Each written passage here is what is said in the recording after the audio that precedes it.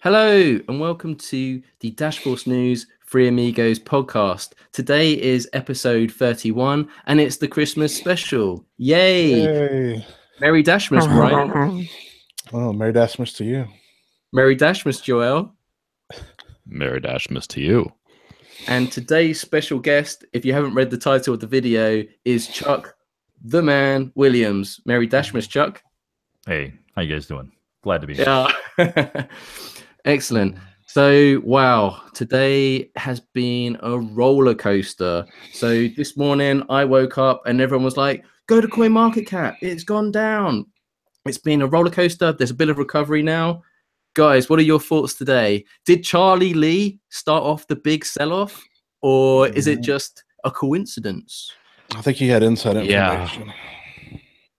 Yeah. This is always going to be funny because there's absolutely nothing provable about any of this. So I like to have fun with not trying to be serious. And the not trying to be seriously, I have no idea. And I'm not going to speculate. Having fun, though, yeah, I mean, he dumped at the top.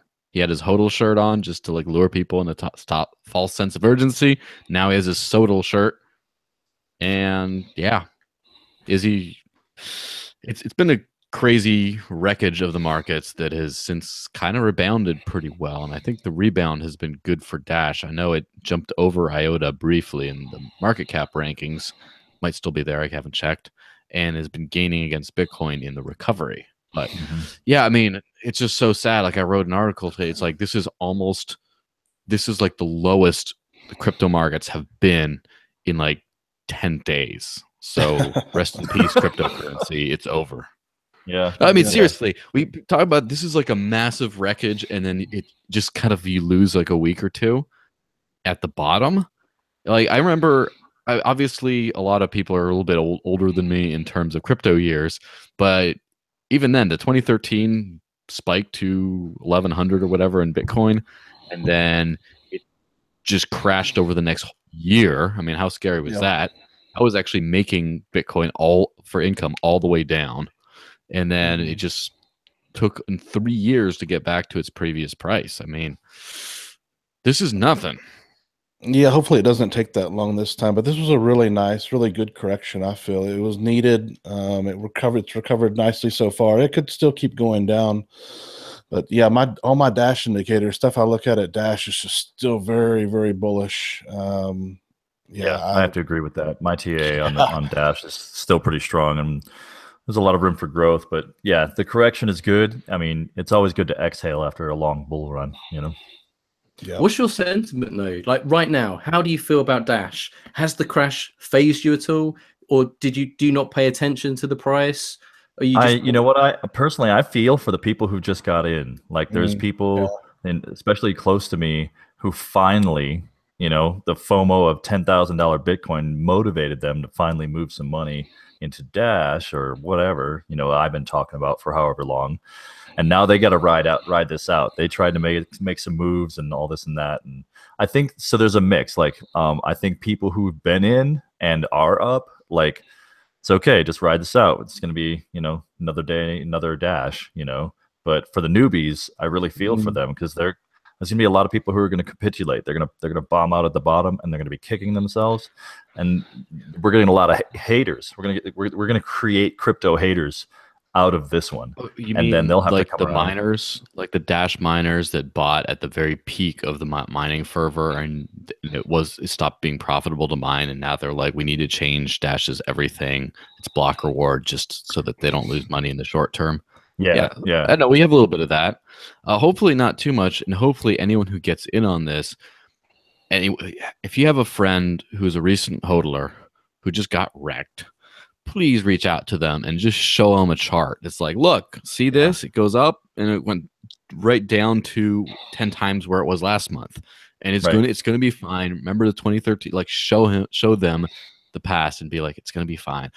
Yeah, breathe. I've seen a chart where they show the old 2013, the whole the big crash back then, and it's just a little blip. You can't even hardly see it in the if you zoom out, look at the bigger bigger scheme of things. But yeah, I'm sure there's going to be some people who rage quit and stuff. I remember David Seaman, I think is the guy's name. He had famously quit his Twitter when it crashed, and he couldn't believe in Bitcoin anymore. It just wouldn't, kind of like what probably the newbies are going through. And then I saw him on Alex Jones. Now he's a cryptocurrency expert again. So I think everybody's a cryptocurrency expert. Of course he is. So Josh Siegler just said in the live chat, more like family members who took advice to buy at 1,500 and unload their salt on you over Christmas break. Just when we got wallets last week. I mean, I think we need to turn those frowns upside down. And maybe you're right. I've not looked at it from the perspective as a newbie, but I'm still riding high from, December's been a phenomenal month in terms of price market cap. I mean, the whole crypto market cap went over $500 billion. And strangely enough, actually, I believe last time Chuck was on the Free Amigos, we was talking about BRN, big round numbers. And for me personally, I knew when we went past that $500 billion mark, it's the psychology of it. People already have planted that seed now mentally that, the next big number is 1 trillion. So it's going to happen. It's just the question of when, but I know it's going to happen. But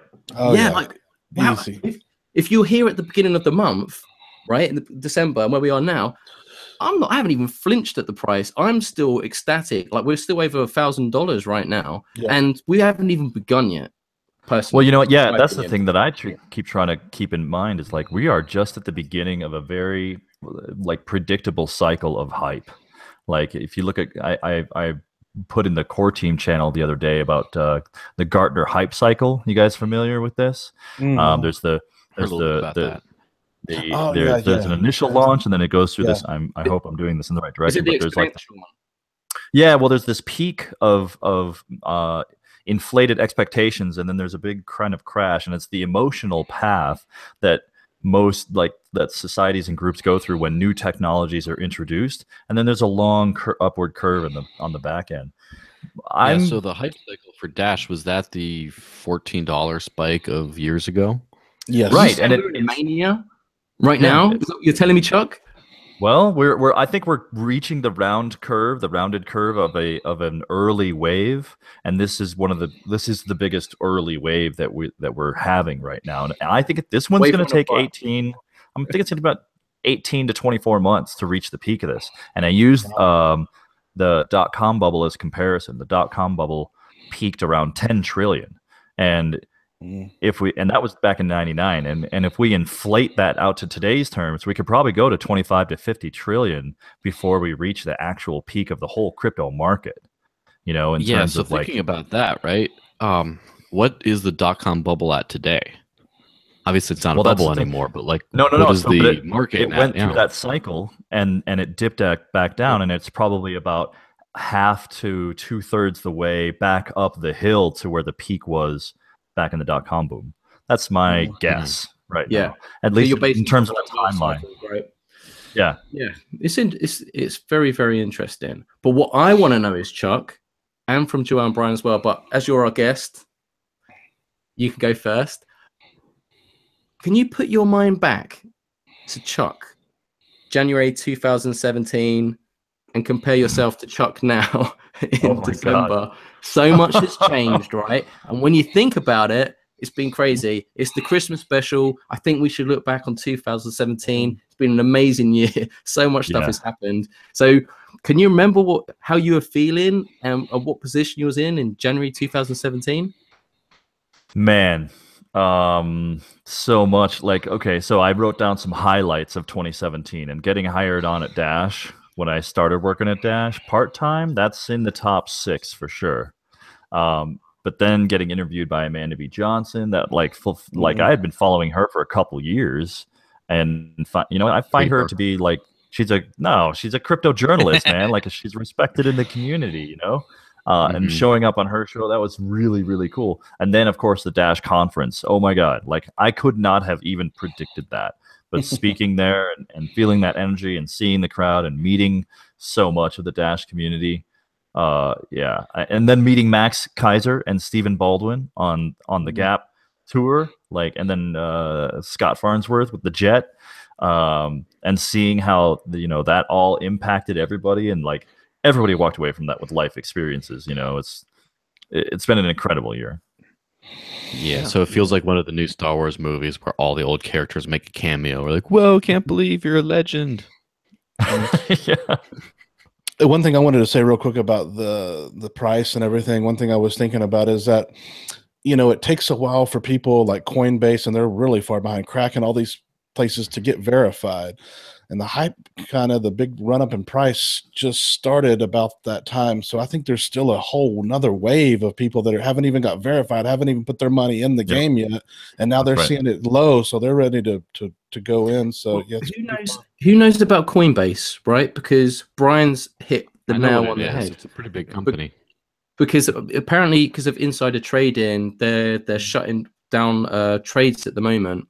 But I think Brian is absolutely right. I think when Bitcoin went to 15,000 and then there was a tiny pullback, Coinbase actually had a record amount of new users trying to sign up to it. So you'd think after a pullback, people wait, but no, it actually brings more people to the party.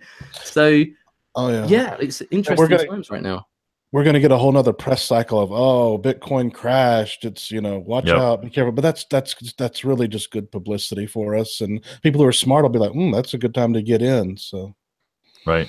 I hope people are able to ride it out. I had to have this conversation with my in-laws about, ride out this dip and do what you're going to do. Don't make moves. Just become a hodler. Didn't learn from my experience. I think everybody's got to pay for their education, though. Like anybody who comes in with every wave, like there's a fee for entry, which is the dip, your first major dip. Yeah, I like Joel was talking about the $14 Dash run up back in the day. It was, I guess, 2014, the early days. I lived through that, and I was freaking out back then because I had bought starting really low, but all the way up, and then kind of all the way back down. And looking back at it now, it's nothing. So people, well, how far down did it go after that $14 high? Like back down to 3 or 2? It was down to 2 definitely, because I'd bought some at 2. It might have even gone lower than that initially, and then it went back up. And I know I sold some about 5 or 6.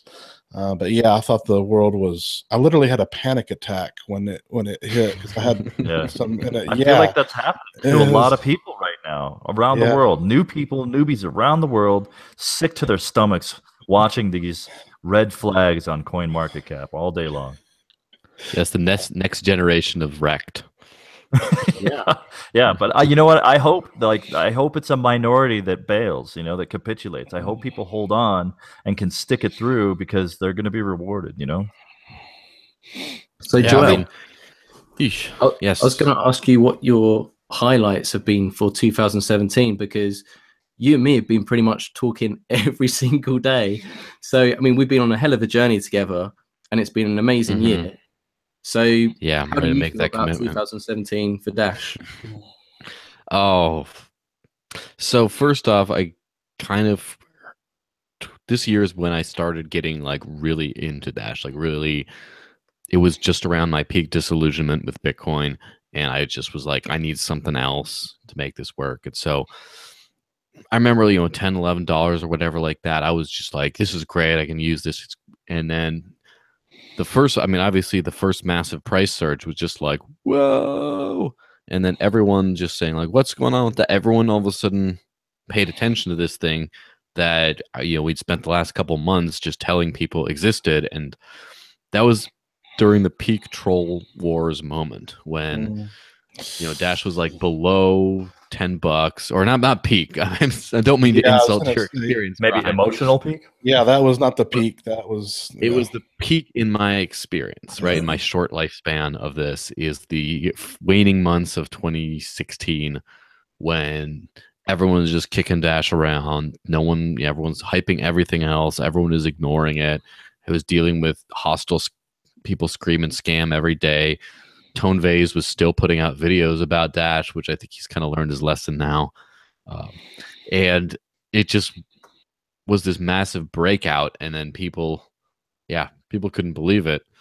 I could believe it, but I didn't expect it then. And then the open house, that's where I met Chuck as well. And, met Evan and met everyone and was just talking with them. And at that point, that was like, it's funny because at that point I was still writing for Cointelegraph for my main job, and then just sort of getting involved in Dash and stuff on the side. And so I was kept on following Evan around, trying to interview him for Cointelegraph, and he just was not really having it. And I wanted to talk to him. And he just said, "You should start a newspaper for Dash." I'm like, "Oh, okay, I guess that's what I'm doing then." And so I got back from Phoenix, and then that's what we started working on. And then, here we are. And that's just that first part of the year. And don't forget, you spoke at the in the Texas conference, right? The Bitcoin conference. So that must have been a big highlight for you as well, right? That must have meant quite a lot to you. So obviously there was the transition to living all off of Dash, and working full time, and the first proposal that I kind of relied on passing, that whole refreshing Dash Central every 5 minutes, and even on the toilet, just let's see if we got more votes, just that whole thing.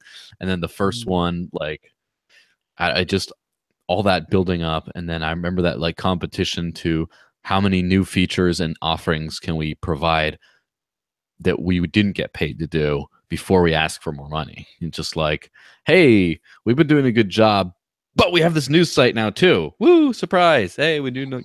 But now we have Discover Dash, but now we have this. And then just trying to keep that competition.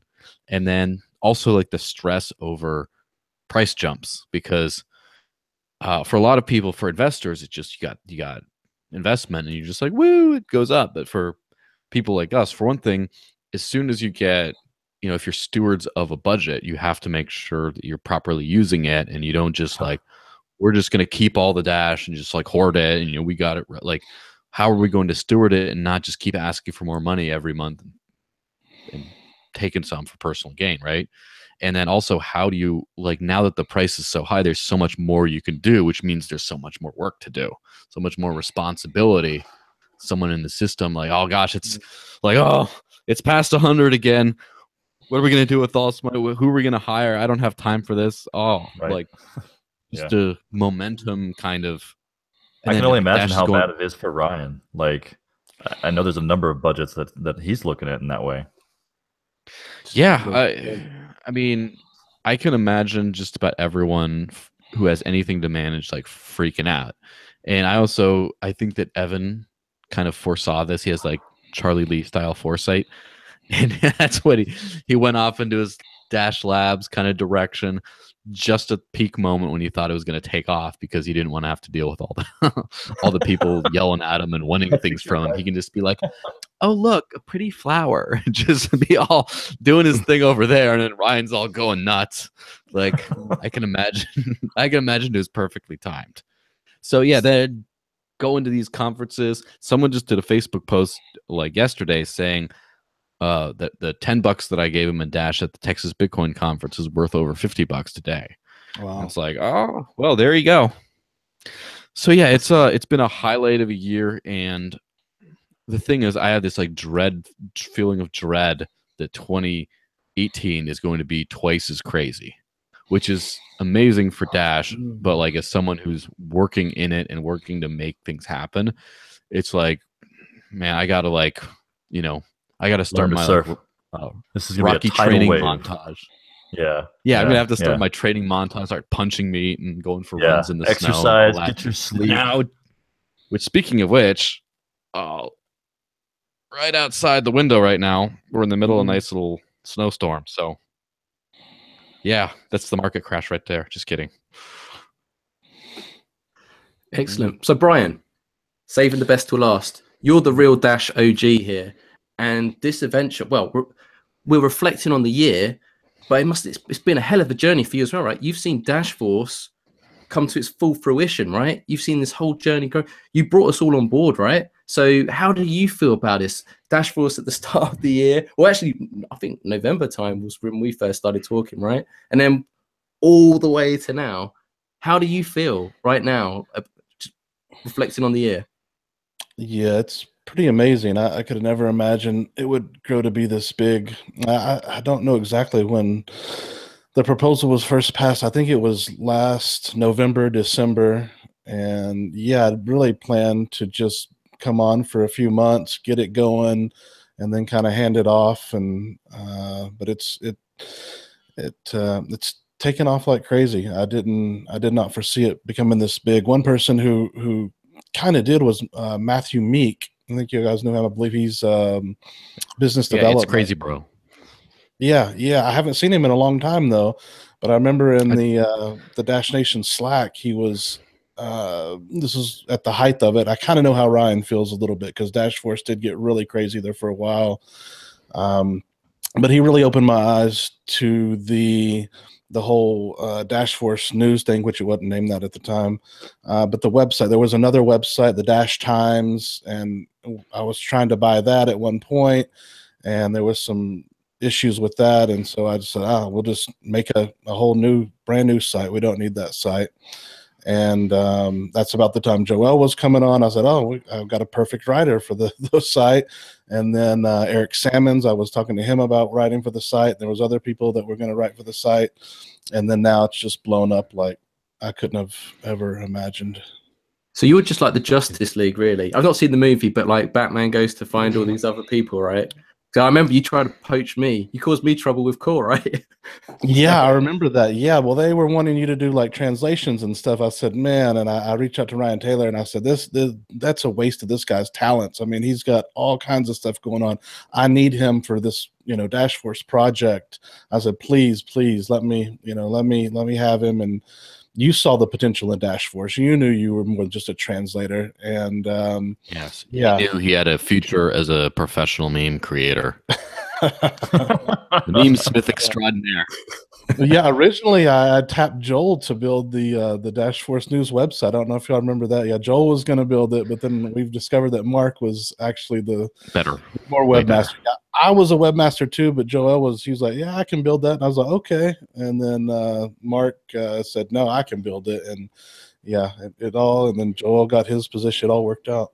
It's interesting sitting over here, like seeing from my perspective. Like I remember like the blips and pieces. I remember when we needed a translator and there was somebody like there was some core talk. Well, we got maybe somebody to do some translations and then it just like disappeared. And then it was shortly after that the Dash Force News things happened. Yeah. I'm like, what happened to our translating team? Like what that guy. Okay. So now somebody else is trying, like, I think they're going to the country representatives now and they're trying to fish out from there, and there's some people in different sections of the world that are taking care of bits and parts regionally. I think in terms of translations, it's still kind of happening, right? How are you guys doing it now, though? Yeah, the international outreach within Core is still perfectly intact. And in fact, we actually have poached the international translators in the Core team that I was working with at the time, and I still believe they're still helping out every now and then. But yeah, the international outreach within the Core team, absolutely fantastic. I know some people probably thought I was crazy at the time, but I saw the potential. I think the words that I gave, I feel I can do more for Dash being outside of Core team and doing within Dash Force. I feel I can do more for Dash that way. Yeah, I think I remember you saying that. Yeah, it was Amanda B. Johnson actually that just gave me some words. Obviously, I was very tight with Amanda with the Dash detailed and everything else. And we're talking about the highs. I remember the first high this year, that was actually at the Anacapulco. Do you remember she went there to talk? Mm-hmm. And that was a high. I remember making the gift, like, yes, Dash. I think it went up to like $80 or something. Yeah. It was like over 70 that day that she was on stage or whatever, and then peaked out at 80, I think. Yeah, it was absolutely amazing. I mean, it's been a hell of a journey. But I remember Amanda saying to me, she's saying, like, always be true to yourself. And if you pigeonhole yourself into Core, then, depending on the person that you are, you're going to be beholden to a certain thing. So, like, if you're, well, let's face it, I'm like a tornado. So I think, like, you're full of ideas. Just if you got an idea, just run with it. And that's what I did, really. But that's the thing, is it's very, people don't understand that's really only perfectly possible with Dash, because Dash is a decentralized autonomous organization. It's something with all the power and funding of like a large corporation, but anyone just plugs in and starts doing things. And it's like, for example, just put out an article today about our buddy in the boys chat who should be in the live chat. He has been doing a kick-ass job promoting Dash in Serbia, and I mean, part of that included a 20 Dash giveaway at a startup accelerator, which now is worth a good chunk of change. And I think he just gave a presentation in front of a couple thousand people about Dash in Serbia, right?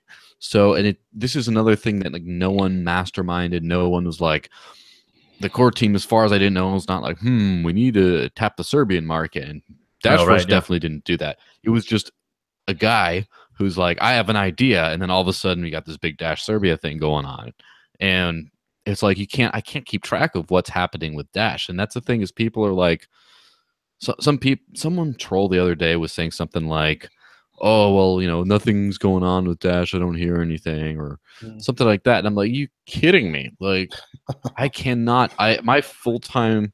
One of my big part of my full-time job is just to write about everything that's happening in the Dash ecosystem, and I haven't gotten half of it lately. Like, I do my best. I'm trying. I'm really trying hard. But like, I could hire a couple extra writers. We could put out 3 articles a day just on what's happening around Dash, and we'd still have stuff that would probably fall through the cracks. So this is an ecosystem, and people aren't going to give it its due until it's just all of a sudden they're just going to turn around and be like, wait, everyone I see is working for Dash. What is this? And then that's when the price goes to $1 million. Yeah, and we are looking for more writers. So anybody who's a good writer, reach out to Joel or myself or Mark and let us know. Yeah, I've talked to a few people. I almost poached the editor from Serious Publication, but so far it's there's always complications involved with that kind of thing. But fingers crossed. That's in the meantime, I'll just try to get get whoever can do a very, very good job at this. And that's the thing is, I just got contacted by someone I used to work around before who just went, "Oh, you want to write for my crypto publication?" I'm like, "Nah, not really. I got my hands so full here. We could hire a bunch of writers. We can actually probably pay, what I would call market rates, but what the crypto world would be like double, triple market rates. I mean, if you have a Cointelegraph writer in your life, hold on to them and give them a hug because they're being paid jack." So, like, seriously, the good thing about Dash now is you can afford to pay people human wages, like decent first world wages to work directly in cryptocurrency, and that's pretty much, that's like a Christmas miracle right there. That's what I realized back in last December around this time when Amanda B. Johnson made that announcement that they were looking for UI developers in December. I think it was early mid-December. I didn't even finish that video. I paused it and I emailed Andy Freer right then before I'm like, move it on this. Man of action. Love it.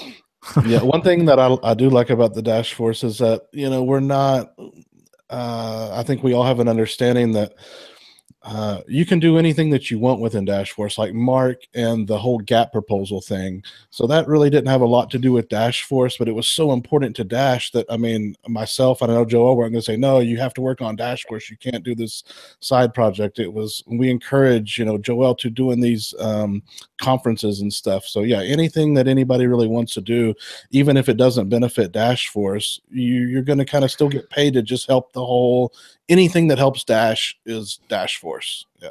Even if we don't get credit. I was talking to Chuck the other day, just on text on Discord, and obviously I'm reflecting on the news website.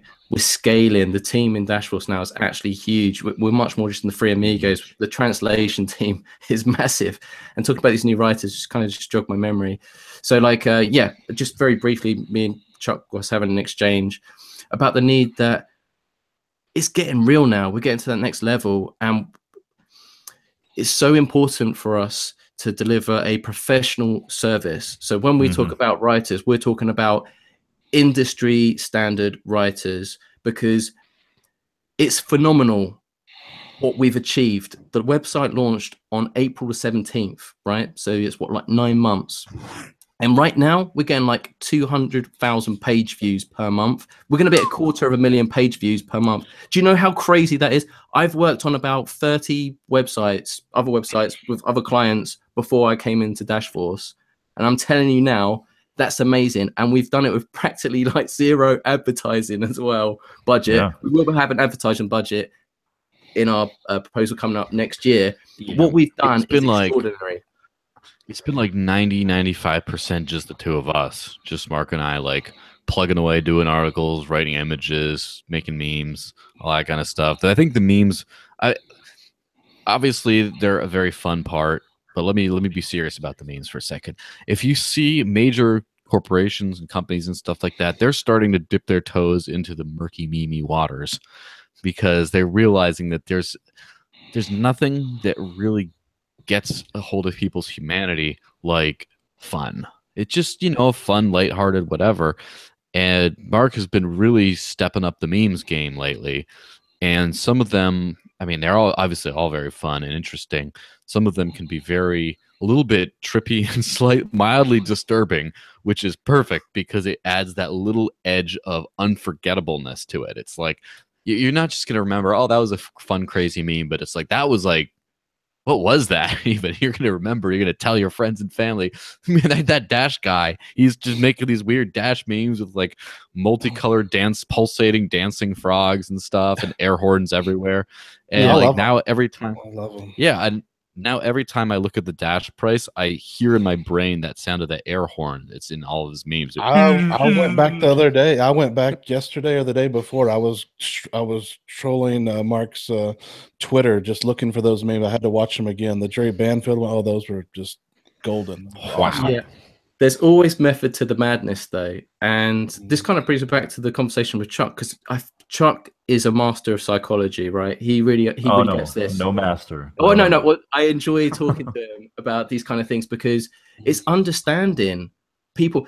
People under 30 now, they don't watch TV. Legacy media doesn't work anymore. So there's method to the madness. Just watch your memes instead. Yeah, I enjoid the memes. Well, that's where they get their news. I tie it back.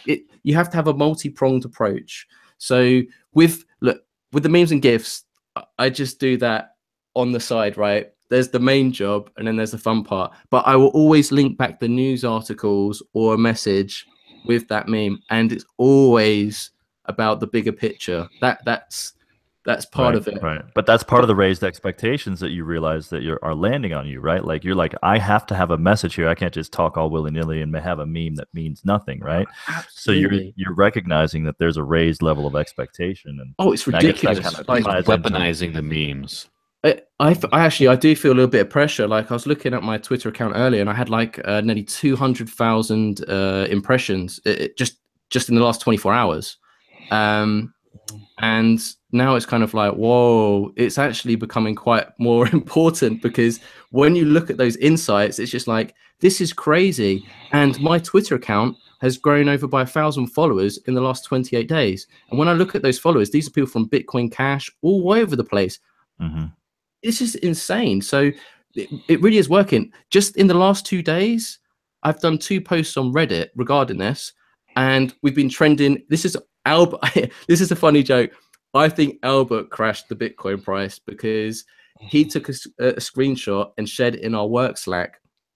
So if you haven't seen this, you don't have to go to my Twitter and follow me, whatever, but just please listen to this because I do think it is important and we can talk about it. So we was in our work Slack and Albert was just like, I've just tried to do a transaction on my Exodus wallet and it was just so expensive. And Joel's just like, what are you talking about? And it was like, yeah, I was trying to send $500 in Bitcoin, but the transaction fee was $144.44. And we were just like, what? Screenshot or shut the... So like he sent a screenshot and I was just like, I've got to add some Mark Flair to this. I've got to tweet this out. So I tweeted it and it blew up. I put it on Reddit and it was trending on RBTC, cryptocurrency, which never happens for Dash, by the way. So that's another conversation. But yeah, it's up there. And the same thing today. Like we did a meme about the Litecoin, Charlie Lee, the sold and the hold 253 net upvotes right now. And dude, it's probably over 300 right now. Like 253 net. And look, it comes, we've already spoke about Trump and the presidential race and how, well, Twitter was the main platform. That social media is so essential and key. And this is why I would love for Chuck to talk about, well, I don't think you can, but we did have a recent update yesterday from the core team in the Dash forums about Ogilvy and Maeva with an update. And now I believe the branding, I think they said it's been pushed back to February. Is that correct? Yeah, so we had a good look at a recent round of the visual identity, and I think it was impactful enough to get reactions from everybody, both positive and negative, which I think means that it's distinctive at least. If you're getting a bunch of ho-hums, then you probably didn't do your job as a designer or an artist, in my opinion. But yeah, so I think an appropriate amount of detractors and supporters with some appropriate amount of changes. I think there's an upcoming review at some point. But I think with the amount of contention that was raised, and the kind of different forces in the room, then we need to just kind of extend it out to work this stuff out. What's interesting is I think we'll come out stronger, because if we can work out these differing views and perspectives in a way that merges into a visual identity, I think it'll be really, really powerful, because it'll attract very different kinds of people. So I missed the after party last week. So what you're talking about, it was shortlisted to two designs, and now it's come to one, but you're refining it. Is that correct? Not quite. We're that's why I think it got pushed back to February, because there's been enough contention that there's some things that kind of need and it's some additional rethinking. So they're taking some different approaches. They're kind of shotgunning again, and then maybe we'll kind of see where things land and then filter back down from those. So can you answer a question for me that might, obviously you can say if you can't, but the only paranoia I have over this is that the past Dash branding will now be like obsolete in some clear way. Like it's going to be too radical of a departure. So then all the identity behind Dash will get just like completely, all the progress will be erased. So am I going to have to tear this thing down? No, that's a keeper. That's history. Yeah. Oh, this isn't. My heart's racing now. It's not about tearing it down. Like, yeah, I understand. See, we've talked about this before, Joel. Like, we all get connected to these presences, right? This is what visual identity is, and it is tied to identity, right? It's a thing. It's okay. It's a phase. We'll move through it. It'll be the past at some point. Basically, what you're saying is you're only going to break my heart. Yeah, but Brian, you'll be the best to comment on it. To be fair, right, I know people were upset when Darkcoin rebranded to Dash. Yeah. However, the coin symbol with the D, it wasn't that much different, was it? Yeah, so a little bit.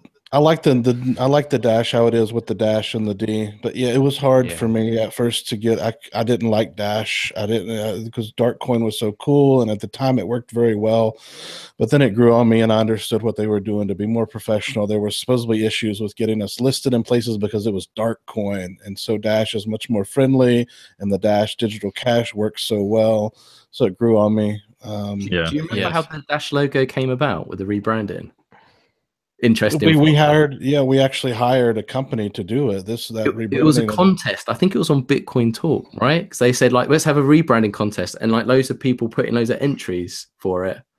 So, yeah, I think it was I do remember something like that. But there was also a company that we hired to do, maybe it was the font or something. But I do remember that contest. Yes. Yeah. So it was like basically they asked the community to put in entries to decide it. So I think now the core team, and I do believe rightly so as well, we've come to that stage now where we do have to, just like within Dashforce, we really need to take ourselves seriously now and go to that next stage. We're a news organization now. But within core, now we're on that, we're around the map now. So we need to look at this much, much more carefully. So now, yes, we do need to think in terms of branding, marketing, because we're going to have a digital campaign, outreach, commercials, everything. And you don't want to jump the gun. You want to get things right from the mark. Yeah, from the get-go, and if you don't mind me jumping in, like I was hoping to get a Christmas gift out to the community, which would be the beta public release of the Copay application. Some people are asking, so I just want to get it out there. I'm taking the forum just for a second to say we're not happening. It's not happening today. We decided this morning that very early this morning we had a few issues. I announced in the channels and such, but Copay's not coming out today. Maybe a late Christmas present. We're shooting for Wednesday now. We just want to make sure we have all our ducks in a row. Yeah. So I already know what tomorrow morning's headline is going to be. Dash developer cancels Christmas. Fine, I'll take that. Yeah. Yeah. One thing I wanted to say about the Twitter, I've been doing a little bit more on Twitter, getting more involved, and I did notice a huge uptake of just more people following this and that. I mentioned something about it last week, and it's not because I'm twittering. It's just because of all the new people coming into the crypto space. That's when we're growing. But I did notice lots more people joining. And then I'd noticed, I didn't call him out last week, but Rory McDonald joined, and I was like, whoa, this dude, you know, he's huge. And so for the non-MMA fans, everyone knows who Conor McGregor is, and the dude who. The only guy who beat Conor in an MMA match recently has been Nate Diaz. Rory McDonald beat the crap out of Nate Diaz one time, so he's like one of the top of the line MMA fighters out there. Yeah, and he is. Thanks to the tireless work of Jeff Coingun Smith, now he's gunning for some Dash money, and hopefully this could really help give Dash a big pump. Now, here's the interesting thing, right? It's not just that. Recently, Ben Swan came out of retirement to put in a Dash proposal. I saw that. You're welcome. And he's been he's one of the premier investigative journalists in the world, and he's kind of uncovered a lot of controversial topics, and the last of which caused him to sort of go into hiding for a little while, or not hiding, but basically he got censored. And here we are talking about censorship-resistant peer-to-peer currency. And it might just allow a media outlet to become uncensored now, to bring them out of censorship. And that, I think it's a very powerful message for Dash, that this is something that enables people to live free and live strong despite opposition from power. I have to share, when I was first starting to get into cryptocurrency, one of the things that I realized early on is that if there was some way that real journalism could be re-enabled through cryptocurrency, then that's going to create a whole nother wave of like mass awakening, especially if you can vet these journalists and they get paid to continue to do good work and bring truth. Oh my goodness. Like that's going to create a whole new truth-based journalism cycle. And I think that this could be one of the beginning seeds of this that I'm seeing come to fruition. And whoa, Chuck. Are you telling me, wait. Are you telling me Dash bringing financial freedom to the world through our governance funding system is also enabling independent media to be free? I know, it's so well. What unleash the shackles? Wait. I think you might have an insight into this movement that I'm describing. Yes. We're all part of this. It's not just the money revolution, right? It's a whole paradigm shift. Everything comes with it, and you're the man. It's, as you say, dude, you're gonna have to ham out here, because I always just think of the product. Product, platform, economy, ecosystem, the world. I didn't memorize it, but I still have it sitting around. Everything's dashy. Everything's dash-tastic. But yeah, it's true. You're right. There is a movement here. Obviously, Steam. It's a growing economy, yeah. Yeah, Steam had a good platform. I know people say there's too many of them, whatever. I don't want to get into that debate. However, DTube that came with it, because of the censorship within YouTube, whether it's advertising, whatever, has a platform as well. Now, with our decentralized governance funding model, if that can enable media to not be censored and helps bring the truth out, the truth media, as you labeled it, then that just shows the true power of Dash. It's, as you say, it's a full-rounded solution, and it's presenting all kinds of things, just as like we saw with Block Cipher at the Dash conference, talking about it's not just monetary value. We're helping the IT industry, the energy sector, healthcare, and this is just the beginning. There's so much more to come. Yeah. Once you start to remove the bottlenecks on money, you enable money to go in places where people want it to go. You know, the bottlenecks on money are government and banks, and so they get to set the rules on where the money goes, right? And who gets the money, and who gets the money? Well, people who don't need it most of the time, right? Now we can put it into the hands of people who do need it, and they can speak their need in a way that's meritocratic, I guess. It seems like everybody judges the proposal. You are your own node to fill this mind space with whatever the Dash will fill it with. What about education?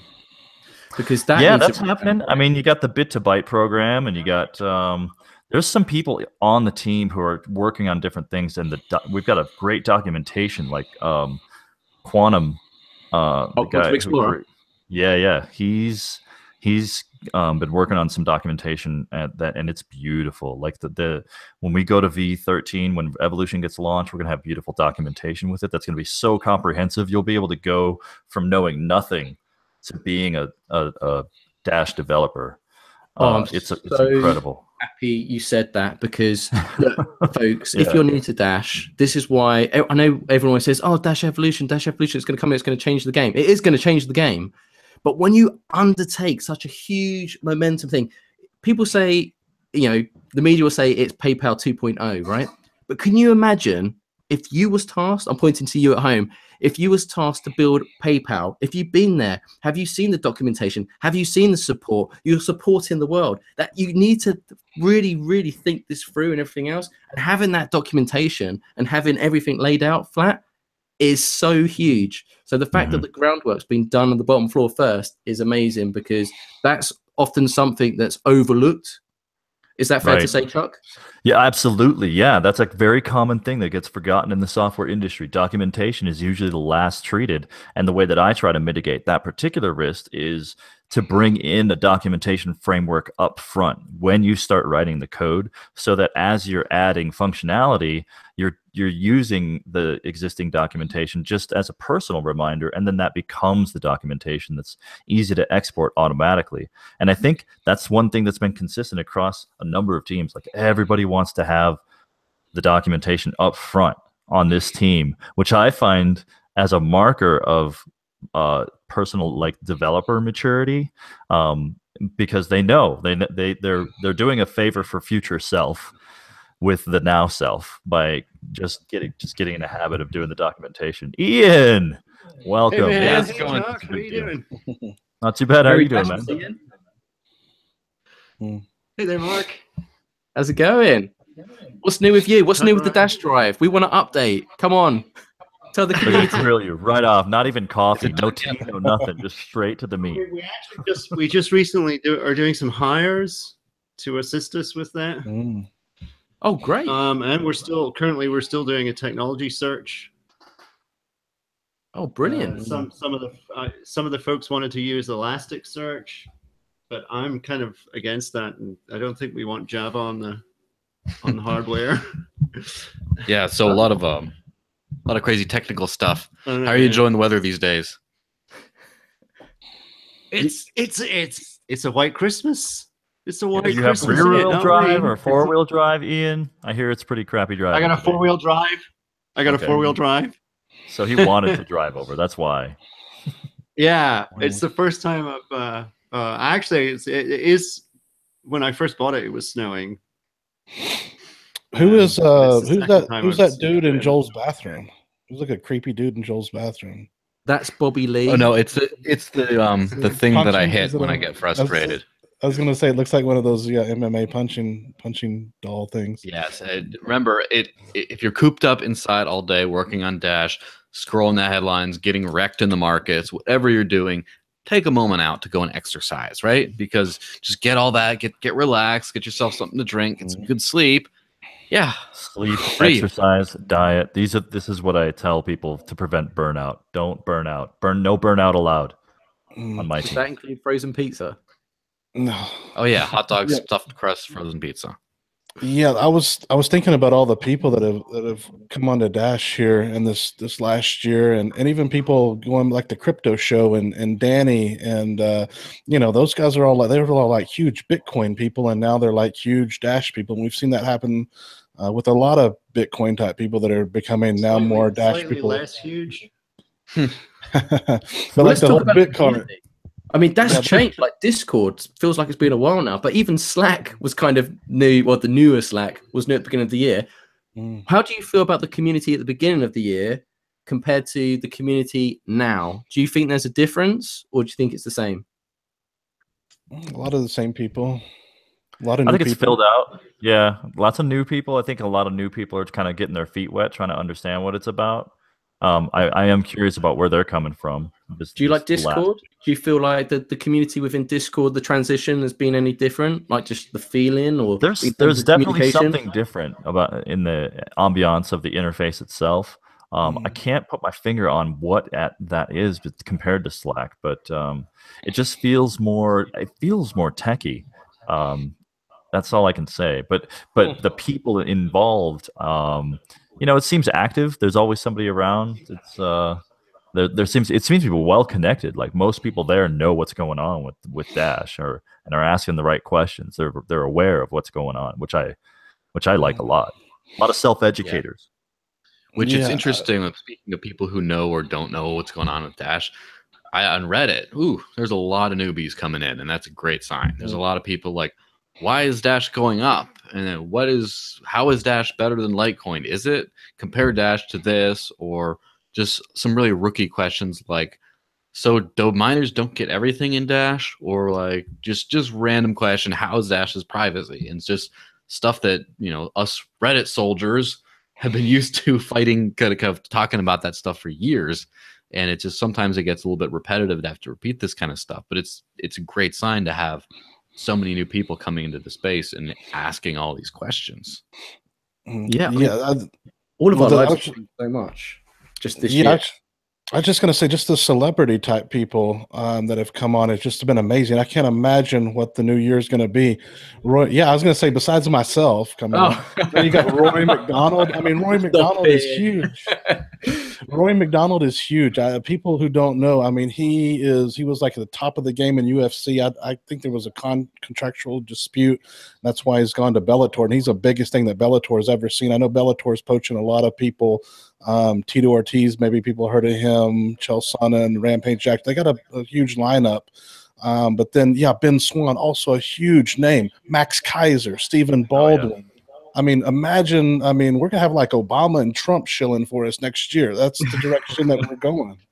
Well, you need to break down who Rory is, guys. Well, both you and Joel, because I know you're both MMA people. Look, the only follow one MMA fighter, and that is Chuck's sister, because she is Wonder Woman, right? That's right. So for people that don't know who Rory is, you say like Bellator, that might go over their head, because although this is a great target audience and demographic to reach for Dash and cryptocurrency, and I do see the huge potential of this. I'm not a huge MMA fan, but for people that at home that don't know who Rory is or don't follow MMA, so on a scale of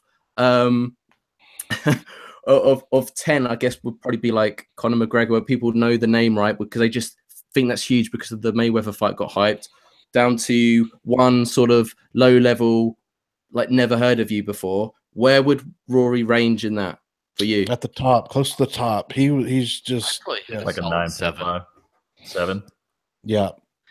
Because there are some, like the 8 and 9s would be like a John Jones or someone, or like a George St. Pierre, or some people like that average non-MMA fans will know of. Most people who are not involved in MMA will not recognize the name Rory McDonald, possibly because he's kind of a quiet feller. But but anyone in MMA who's going to, maybe put the Diaz brothers at 8 or 9, and then you put Rory like at 7, because 7 he's one of them. Yeah. So, he's prime though. I mean, I'm thinking for the masternodes here. I'm thinking for the network. My allegiance is to the network, to decentralization. Right? I'm being selfish. Is he in his prime? Yes, he's excellent. He's good. He's very good. He's one of the best out there. He's tough as nails. I mean, yeah, he's very So good. it sounds like, because everyone I've spoken to about this, they're almost in disbelief. They're just like, out of all the MMA fighters, he's amazing because on his Twitter feed, he actually talks about crypto all the time. So they're just like, this is great. Dash Force News as well. Who's that? Well, there you go. So already it's a yes from me. Yeah. But yeah, I do. So just for a bit of disclosure, obviously I am pretty close with Jeff and stuff, and I've helped with some images and everything. But I know how big people get excited about. So it's TriStar Gym, right? They're the big guys, and obviously we had some dealings with Faraz before, right? He's the head coach there. So like GSP is like the golden boy in MMA, right? The boy that can do no wrong. I think he won his last fight, right? That was fairly recently. Is that correct? Yes. In fact, not only did he win his fight, but he came out of about 4 years of retirement and moved up a weight class, moved up 15 pounds, and just finished he went straight to middleweight champion. He'd never competed in middleweight before. He took a 4-year break when he was already in his 30s, right? He comes back and just beats the middleweight champion, becomes the middleweight champion. I mean, that's like, that's all kinds of legend. You can't make movies about that stuff. And have, so why would I? Okay, if I'm not into MMA, I'm not into MMA, why should I care about? Because all you guys are MMA guys, right? But I want this. This is a show for everyone. So Chuck, right? Right. Why should people masternodes that aren't into MMA, because we have a huge international masternode network, why should they care about this? Why is there value in this? Why is Rory? So we're talking about one little drop in a whole marketing bucket of spheres of people, right? Like if you get a sponsorship into the space of MMA, you're reaching a niche market of people who are going to talk to people who only do MMA. Like that's it. They're going to the gym every day. They work out. They're doing it. Like there's like that mass of people, and that's how they get their news. It's like through the MMA stuff. Like what's this Dash stuff all about? That's how so many people are going to get exposed. But that's just one of like so many other different spaces, like the Gap show, like the RT network, right? People who watch these reality shows, these random reality shows. How much crossover do you think there are between MMA and Gap show viewers? I think like maybe 0.5%. Like, so that's the kind of thing that has to happen in all these different kind of markets, I think. I mean, who knows, like chocolates and banking and I don't know, organic farming. Like this has to happen everywhere. Like this is the way we're going to go with it. Dash can afford that. Well, yeah. Joel, yeah. Do you have anything to add to that? Sell it to me. So what? Sell Rory to me. Why is this? Okay. Pretend I'm an alien. Why is this? I've just landed. I know I look like an alien. If anyone says that AI robot, I will come over. I will jump on a plane. So, but like, you know, just from the advertising perspective, I mean, what does this mean to you? But if I'm on the other side of the world and this is not my thing, why do you think this is good? Because obviously I can see by your face you're excited about this. Oh yeah. So anytime you can jump to the head of the pack in any kind of organization, any kind of marketing pool, any kind of anything. If here's the thing, these kinds of things thrive on energy by people who really care and are really excited, right? And so people love Rory McDonald in the MMA world, and then they're excited about it. They talk about it a lot, and like, oh my gosh, did you hear? And then like, so there might be some guy who kind of heard of cryptocurrency, and then but he loves MMA. Oh, Rory McDonald's getting sponsored by Dash. Wow, what is that? And he starts looking into it, and he starts talking to his girlfriend when she'd rather be doing something else or whatever. And just that excitement builds, and then you got like a crypto trader, and he's like, or like someone who just knows about Dash, and then he's talking to his buddy who's into MMA. He isn't in MMA, but the buddy is, and he says, "Oh yeah, my boy Rory. He said he's like working. He's being sponsored by crypto. It's like called like Dash or Dash Coin or something." And then, oh my gosh, Dash is sponsoring an MMA fighter. Whoa! And then the lightning rod, and then someone who watches RT News is going to do that, and it's someone who's involved in investigative journalism or just looks into the alternative news and just truth seekers, they're going to see Ben Swan sponsored by Dash, and they're going to be like, whoa, what is this Dash stuff? And then you drop little buckets everywhere, so then everyone knows someone who's really excited about something involved with Dash. Not just that, like, is it like a monolith in the sky? Do you have the skywriter writing the Dash digital cash everywhere? It's not so much that as it is making Dash everyone for everything for someone. For someone that everyone knows. And then the Roy McDonald thing, I mean, it's going to be on like mainstream type television. CoinGun or whoever writes for Green Candle was talking about how they're rebranding to now it's going to be Paramount. Paramount Network. Yeah, so this is going to be huge exposure, probably the biggest that we've had. I mean, the RT's big and they're big around the world, but here in America, and MMA itself is just blown up this year with the Conor McGregor, Mayweather, that whole thing. Even my friends who weren't into it are now kind of into it. And it's going to be huge exposure. The caliber of people, it just keeps going up, and up, and it's going to get crazy next year.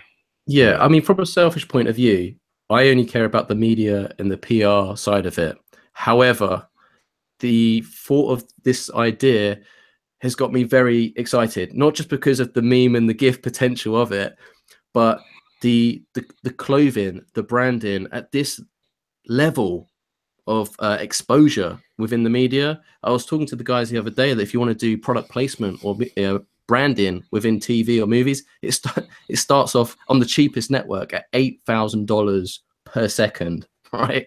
So the fact that you can go, as Joel said, straight to the top, and I believe in the proposal that he's going to wear a trucker hat at the end, he's going to tweet, he's going to wear t-shirts, hoodies. I've already spoke to CoinGun about this. So I'm only interested in the promotional side, the media, the PR, getting that message out.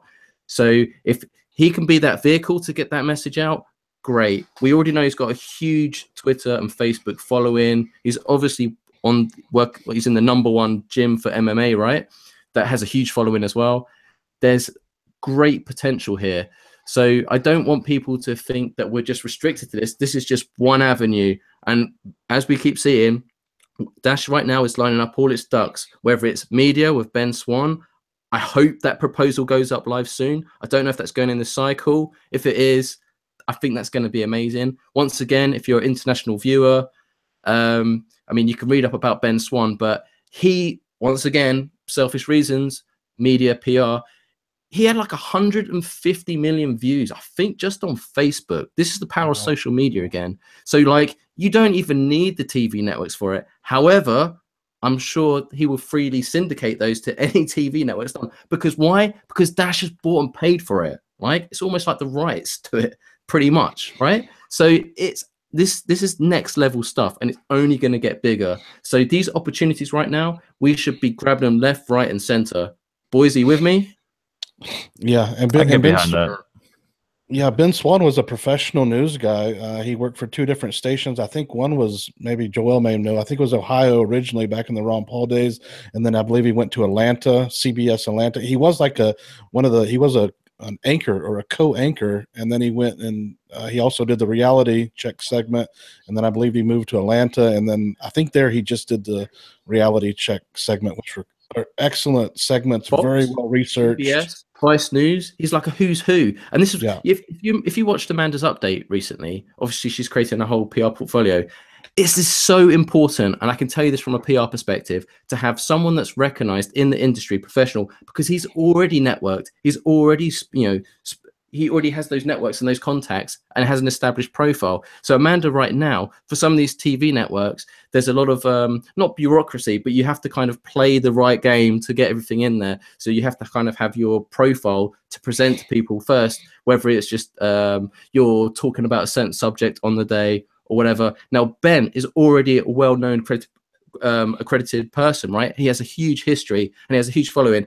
I think just him coming back into the media is going to cause a media frenzy storm, because Ben Swan returns. Like, where is Ben Swan? It's almost like a meme, right? So I'm going to have a field day with it, and it's not even it's not even up for voting yet, and I'm excited about it. So this is huge, and it's like Fernando said, our treasury budget brings all the best devs to the yard. But now Ben Swan, media, everything else, we're going to have to start our own separate sub DAO soon. Dash Entertainment. You know, we've got a budget now to make movies, right? Oh yeah. And Dash, here's the thing, right? Brian loves kickbacks for masternodes, and this is where the future's going, right? So can you imagine, right? Dash makes its own movies, owns the rights to it, distributes it, Netflix, Amazon Prime, and the royalties go back to the masternode network. We can have our own TV network. People, do you understand this? Like, I don't think people fully grasp the concept and the power of Dash. No, see, I think of it in a lot of other ways too. Like, I want to go to my city and say, look, city, why don't you buy a masternode, and then you can start funding plumbing, education, parks, like just use the funds for this, and we can see where the funds are going. Start paying the city employees in Dash. See how that goes. Just see how that works out. Yeah, and then the masternode, the network, the DAO can be an incubator for other businesses, and then we can get, you know, the way that they're setting up the corporations, that we can get a piece of these businesses. We can, you know, I guess they'll probably be crypto centric at first, but I mean, it could be we could do anything. I know there was talk about the ATM network and, you know, getting ATMs all over the world and then getting the fees back from those brands. I've already been talking to people about movies and buying the rights to certain movies that are already established and things like this. Wow. But if you take that concept and you move into anything else, with the budget, if it keeps growing like this, we can actually buy out businesses, all sorts. Now, I don't want to get in that kind of game. Now, however, if it's in terms of financial freedom, independence, whether it's giving free media press, I'm open to any suggestions. This is just, like I keep saying, the dashing in has not even begun yet. People don't even know what's coming. And I don't even know half the stuff that's in Chuck's head that's going to come out. So I can't wait for evolution. The whole identity concept, I know we spoke about that last time, I still find fascinating. And I still don't know how I feel about it personally. For some of the comments, like being able to build up a profile and then sell it on. But I mean, like, I don't want to confuse people. Oh, right. Yeah. I mean, that's not what we're working toward right now. Those are just my ideas at the time. And I mean, I think some of that stuff's happening. But there's so much stuff happening right now. And the potential of Ian, right? So, Joel, you brought Ian to the party, right? Yes, I did. Dash I heard about so IPFS, the master. Crazy Scotsman who had a bunch of ideas on how to. Well, I brought Joel to Bitcoin. Yeah, more or less. I've basically known him as long as I've known about Bitcoin. So it's been sort of a long time crypto partnership. And then when I got involved with Dash, I heard they were looking for some developers, and I'm like, got to get this guy in on the gravy train. You know, because I know he's going to provide much more value than he ever takes. So far so good. Am I right? Yes. Yeah. So Ian, where do you see Dash going? What does Dash 2018 mean to you? Oh yeah, forecasts. Not necessarily price forecast. Yeah, not necessarily no price. No price. Yeah, just as. Yeah, I think with DApps, Dash can go all sorts of different places. Gives folk the ability to develop all sorts of different relationship type databases of vendors and customers and so on. So I think you can model a lot of your transactional needs inside that. So version 13 is going to look really good and be really easy to use. And continue with the security. What's that? Can you think of any like example apps for the DApps? Because I still don't think people really understand that and the power behind that. So just for the average Joe blogs using it. Well, for example, I think some of the actual, some of the current requirements inside Core are being moved to DApps. Just a basic user database, for example, can be built with a DApp.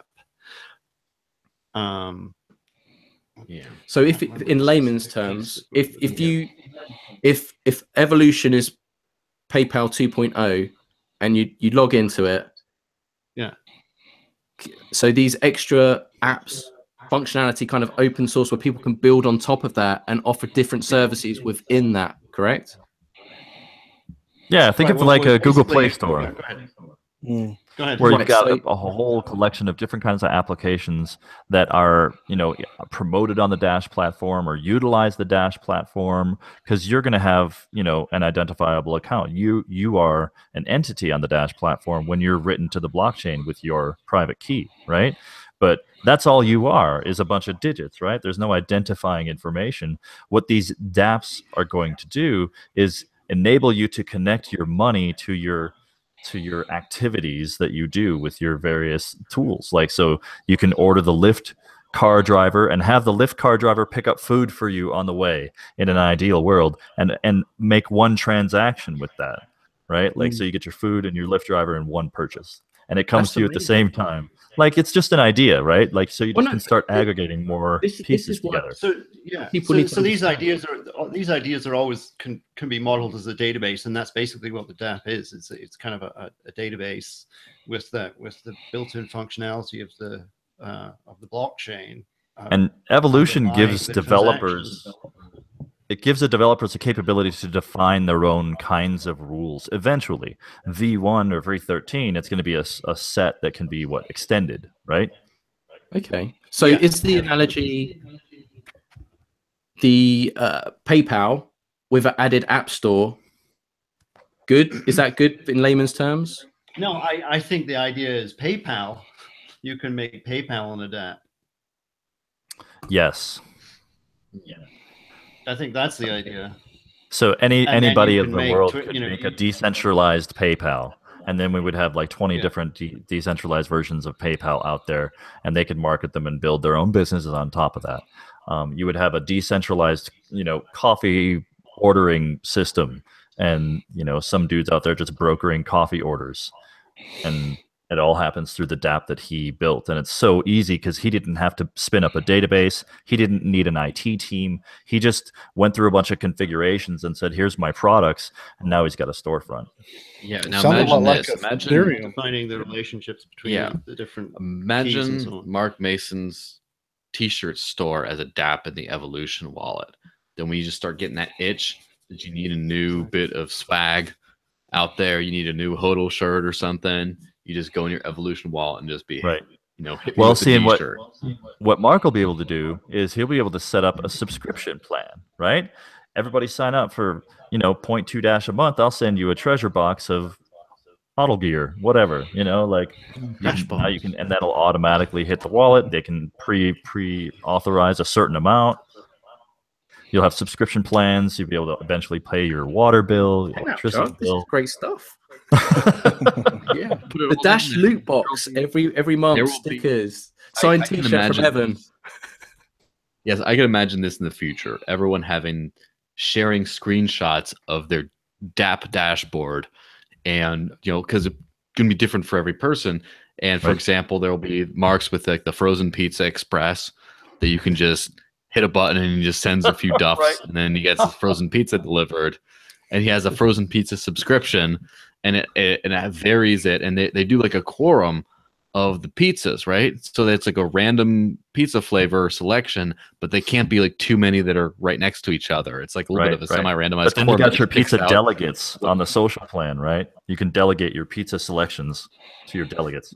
So this is just so amazing. So like people that just think evolution is going to be the wallet, like a web-based wallet like PayPal, but this is actually, I mean, like if you think about Starbucks, everything else, just the loyalty points, just put things on, even the mail order subscription service as well.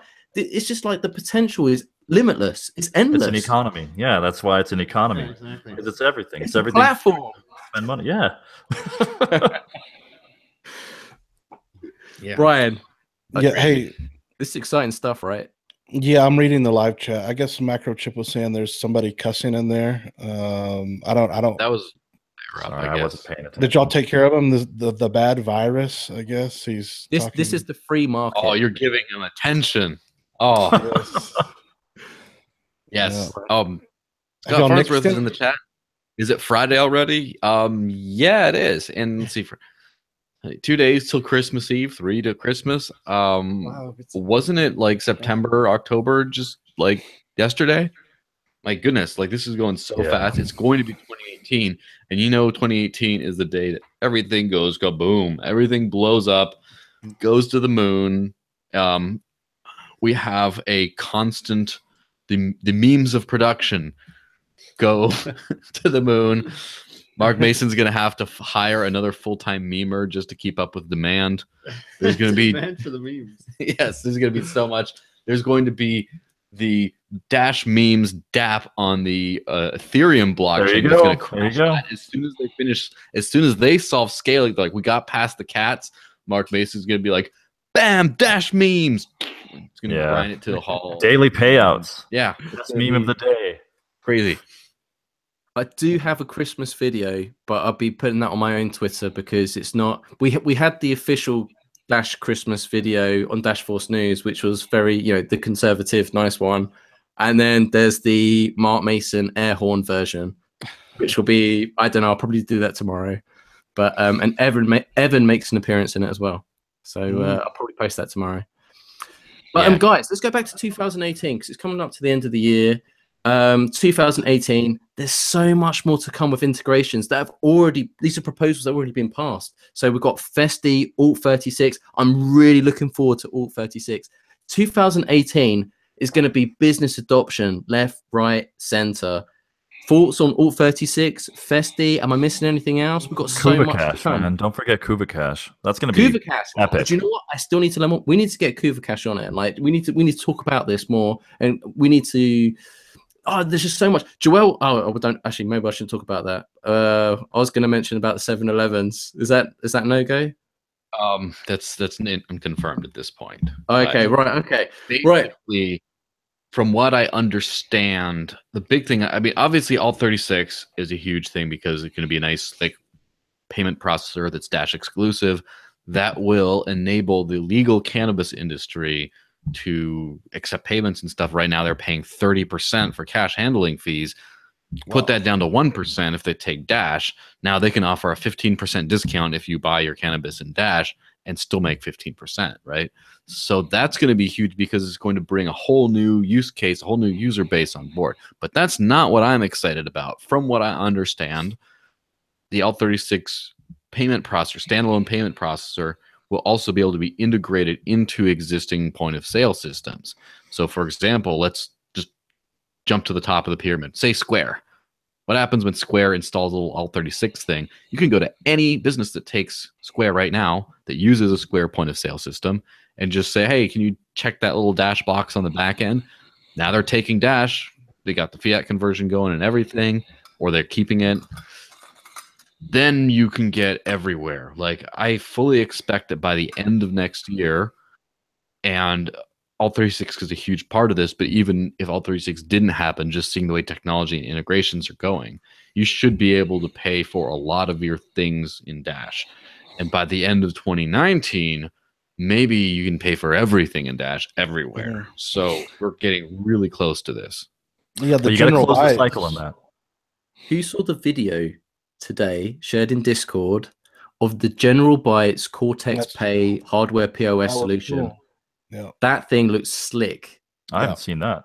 Oh yeah, it's beautiful. Yeah, I mean, so if you go to Discord in the main Dash Talk, CoinGun shared it. Obviously, Green Candle. I was going to say brokered. That's probably the wrong word to say. Was the proposal owner for General Bytes facilitated? Facilitated. I like that. Escrowed. Well, I think Jeff would probably prefer. But yes.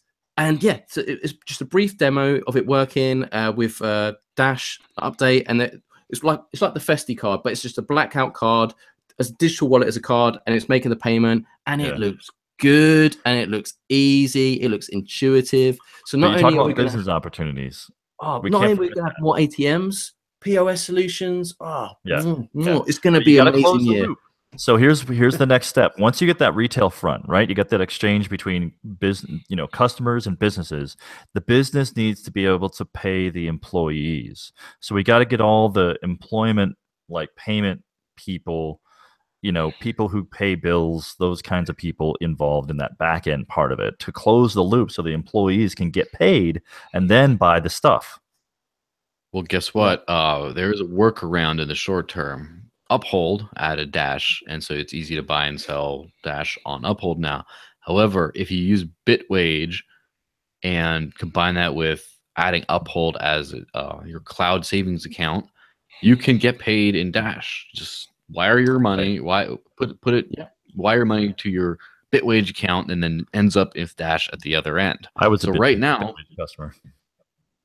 What was that? I was a Bitwage customer for about a year before I started working for Dash. Yeah, before it got obsoleted. You need to go check this out, Chuck, because although we've got the instructions with the cloud, because it uses the API to integrate Bitwage into Upload. So I haven't actually spoke to anyone that's used it yet, but I believe Matt Meek, junior business dev for Dash Core, has confirmed this, that it's working, and I believe gave the actual information to Joel. Is that correct? Yes, there's an article on Dash Force News about that as well. Excellent. So the article's up and it's got the actual breakdown, step-by-step guide. So go check that out, dashforcenews.com, the #1 source for Dash News online. We're rocking it right now. Feeling really festy. It's I should probably mention festy, right? So last weekend I was in Ireland. I went to Cork to see Opera Incubator. Oh, funny thing. When I got in there, one of the first things I saw was a sign by a patio door. It's kind of like an apartment thing that they've got with a really nice balcony. It's really nice location. But there was a sign going out saying like no smoking, like fine 100 Bitcoin. Like I was like, what the hell? But, I mean, it just shows you how long that's been up for, how crazy 2017's been price wise. But anyway, I got to see some of the stuff that they're working on, meet some of the new dev team, have some questions. I went to go visit a castle. Graham's going to kill me because I forgot the name of it. I went to go visit Blarney Castle, and Joel will probably find this funny. They made me kiss a stone in the castle. Oh, you kissed the Blarney stone? Yeah, because apparently if you kiss the stone, it gives you the gift of eloquence. And apparently my gift of the gab isn't good enough. So they were just like, everyone was in consensus, like, Mark has to kiss the stone. Yeah. You're going to need to get a little tongue in there, too. And just kick it to the next level. I just couldn't thinking about the germs, though. Thinking, how many people have kissed this? And obviously, as an English, you know what I was going to say? I heard the locals use. That's how they vandalize, is pissing on the Blarney stone. Oh, great! Thanks, Chuck. Right, I'm This is what I not heard. That's why they wanted me to go. Yeah, so I'm probably going to get this wrong, but little history for you. So if you've seen Braveheart. It's pretty much so. Basically, there was a stone. So obviously, the Irish helped out the Scots, beat the English, and then basically they separated the stone, and then half that stone went to Blarney Castle, which is the one that you kiss. So, and apparently, I think the myth or the legend of the story goes that I think there was a witch or something that was being drowned, and then she just said that if you kiss this, it gives you the gift of eloquence or something like that, or the gift of the gab. And then since then, it's just been a tradition. If I was getting drowned too. Yeah, I would say anything as well. Yeah. So anyway, yeah. So that was interesting. But yeah, I saw some of the things that they were working on. I can't say because it was all shown in confidence, but I believe there's going to be some very interesting things coming up on Bitcart very soon. So we'll have to get Graham back on because I don't know the date of release. But there's a lot more to Bitcart than just Amazon vouchers. That's all I'm going to say for now. And hopefully Graham won't get mad at me for saying that. Can I dream a little bit? Can I go back? Could it be smooth customer experience?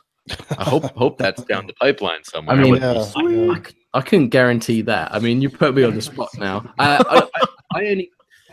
for those of you that watched the Free Amigos last week, we had Fergie on, who was part of their team, and I wanted to make sure that we brought him in because he used to work for Amazon as a developer there, and now he's in Opera Incubator full time, right? And I just spent a little time with him, and he was actually working on some code on the Bitcart website, and I was seeing some things, and we were talking about some slogans and stuff. So I've seen some of the stuff come in, and it's good. I think they've listened in terms of what people wanted and what they were prepared to, what they wanted when this is way back when we first learned about Bitcart.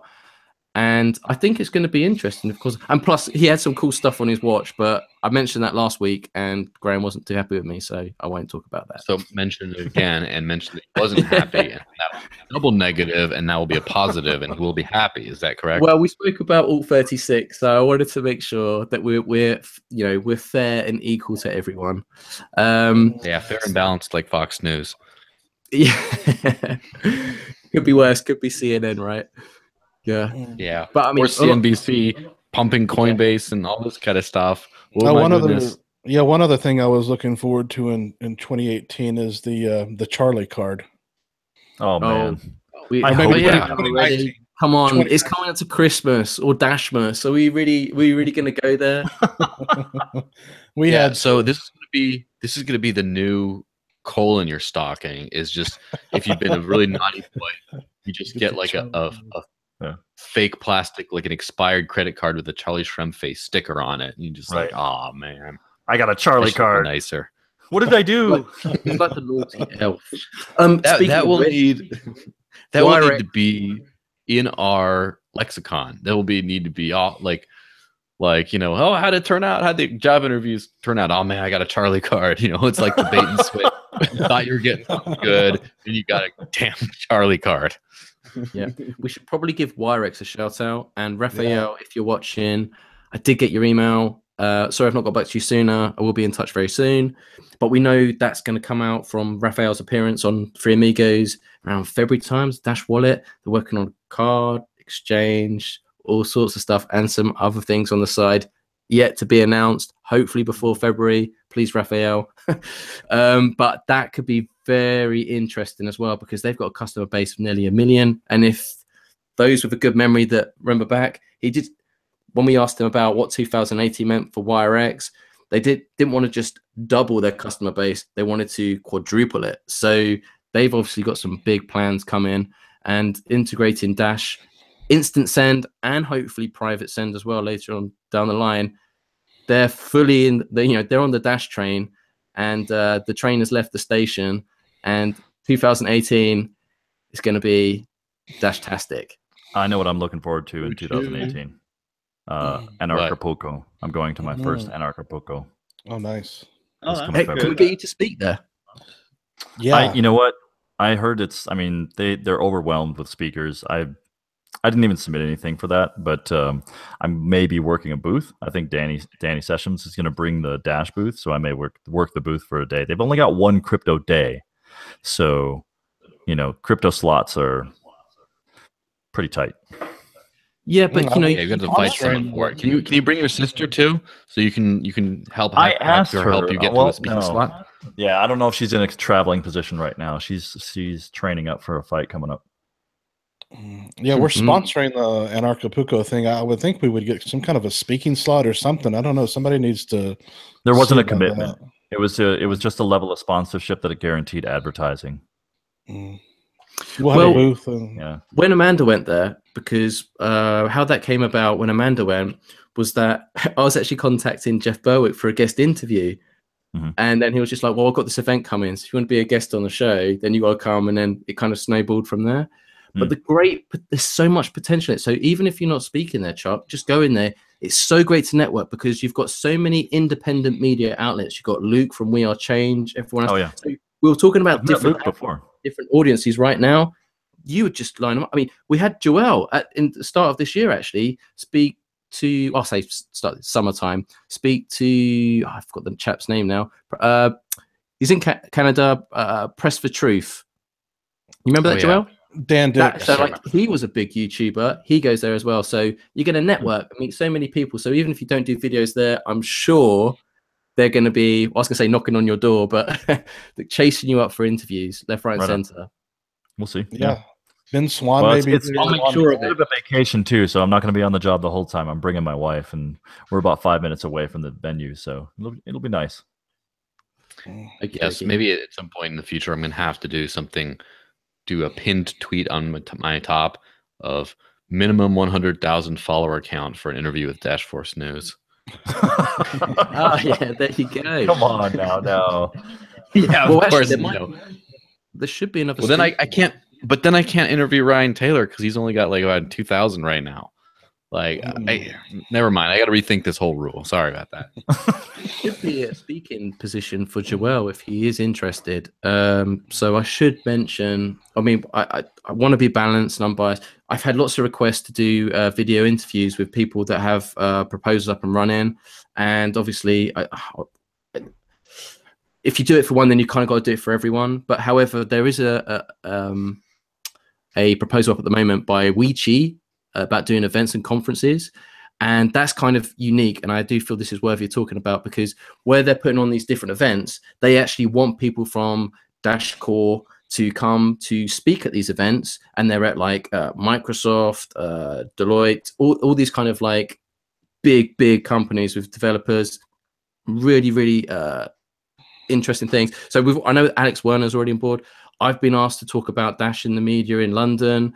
I know there's a couple spots coming up in America. Joel, I'd love to get you in contact with Weechi, because I think you'd be great speaker to go out there and do that. I loved what you did in Texas. You on board for that?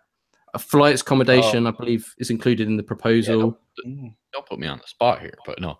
Just generally, if I can afford the time out of the schedule to go speak somewhere, I'm generally down. I mean, it is my job to work and talk about Dash and stuff. And as soon as we get some of these writers hired, I'll be able to just be sitting at home twiddling my thumbs, being like, where can I go? What can I do? And there you go. Excellent. And Chuck, I don't know if you've been asked as well. Have you been asked? I'm sure Graham approached you. I don't know the dates on it. Yeah, I think it's because they booked all these. See, this is the interesting thing. So all these companies that they've contacted for the venues are, really interesting. I mean, they're heavy hitters. The one talk about February. Yeah, the one in London is quite interesting because it's a kind of a technology company. It does blockchain, but they're mainly based in India and they've got a head office in London. So they do all kinds of stuff, I think, from accountancy to all kinds of things. So seeing how they're going to be interested in Dash and what their developers could potentially do with it could be interesting. So is there anything else? Because we spoke about Rory. We've spoken about a lot of proposals. Is there anything else up that's, because there's only 7 days to vote, 8 days to vote? Yeah, I need to vote. Is that correct? I haven't scanned them. Yeah, it's about that. Yeah, it's coming up quick. Yeah. Is there anything else that we've missed, or anything that anyone wants to mention? Or I hope Ben Swan gets his in. I hope Roy's passes. Yeah, those are going to be huge. Okie dokie. You good? Good. Yeah, let's wrap up. Okie dokie. Well, episode 31, the Christmas special. Well, we look back on the year 2017. We looked at some of our personal highlights, what we've liked. It's been fantastic to have Chuck and Ian on the show. What up, Ian? You can see him with the camera. Yeah, there we go. He's still here. He's still rocking.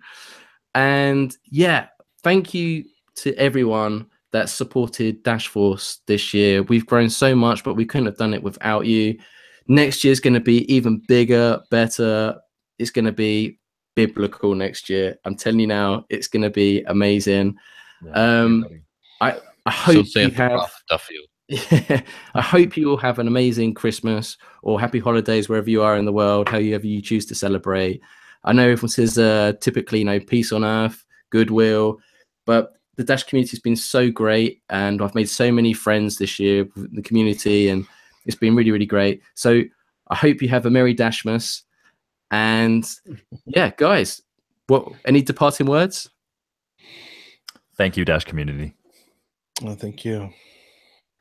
Yes, thank you, Evan, for having the foresight and tenacity. And there's been, I think, obviously crypto as a field has gone through hell and back again, but the Dash community has had some rough times in the past of just tenacity, just sticking with it, being harangued from all sides, being ignored, being, just losing the spotlight all over the place, and then just keep on moving, keep on moving, keep on moving. Now the snowball is just so huge. There was a Forbes article highlighting just Dash today that I was looking around, and I mean, it's going to be front page of the Wall Street Journal before you know it, and then it's going to be, the most tweeted thing of all time. I don't know. whatever, it's happening. It's going to be, you know, to borrow a quote, a metaphorical quote from our favorite. It's happening. What are we going to get Ron Paul sponsored by Dash? Okay. Soonish. Well, have a fantastic Christmas, everyone. But most importantly of all, don't forget, stay dashy. Catch you later, y'all. Peace. Peace. Yo, rock on.